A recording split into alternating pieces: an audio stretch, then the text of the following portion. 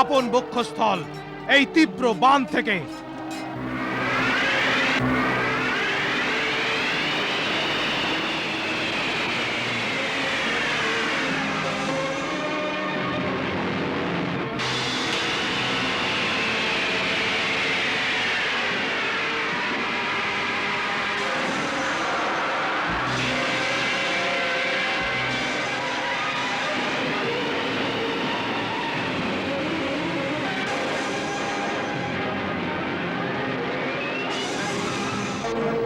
আমার এই মারণাস্ত্র সহস্রকে সংহার করে তোকে নাশ করবে।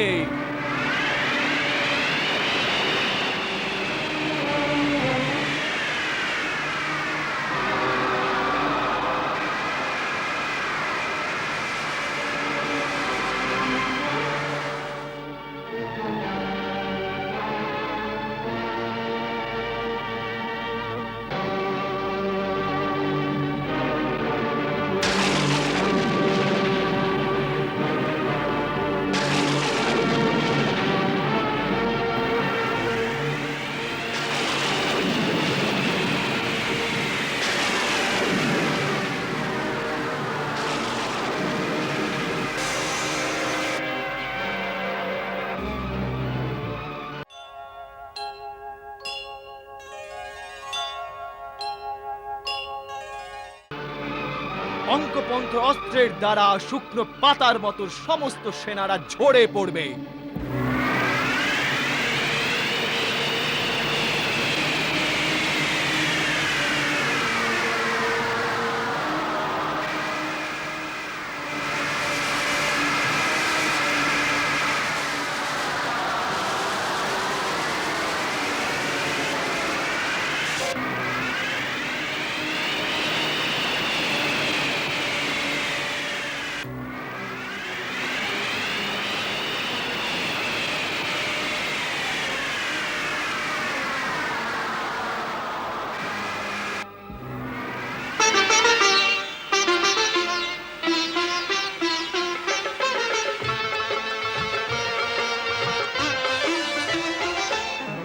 রাজপুত্র দুই তেজবান দুই শক্তিমান লড়ে চলে, তীরে যে কাটে তীরকে তীরেতে তীর চালায়। হর হর মহাদেব, হর হর মহাদেব।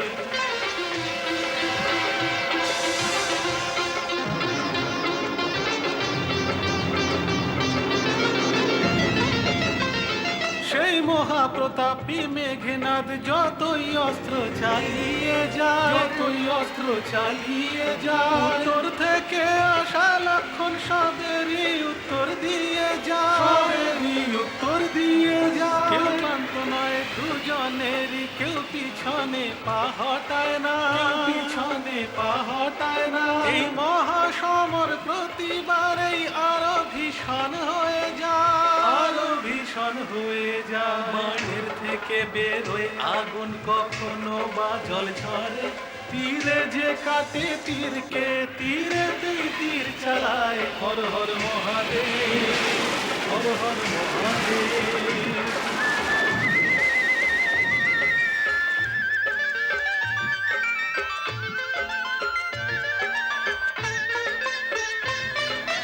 যুদ্ধ করে বাহু বলে, ও অস্ত্রেতে বিশ্বাস করে, ও অস্ত্রেতে বিশ্বাস করে।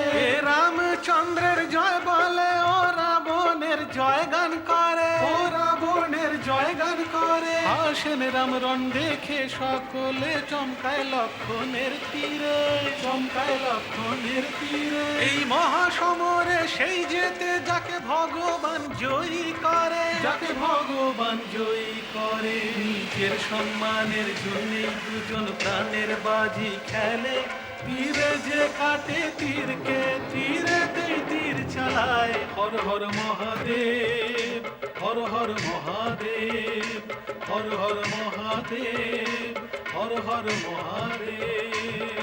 সূর্যাস্ত হয়ে যাবার পর ওর মায়াবী শক্তি চতুর্গুণ বেড়ে যাবে। নিজের তমসী মায়ার প্রয়োগ করে আকাশে অদৃশ্য হয়ে যদি লড়াই করতে শুরু করে, তখন ওর জয় সুনিশ্চিত। এখন যুদ্ধে আপনার হস্তক্ষেপ আবশ্যক হয়ে পড়েছে, অন্যথায় অনর্থ হয়ে যাবে।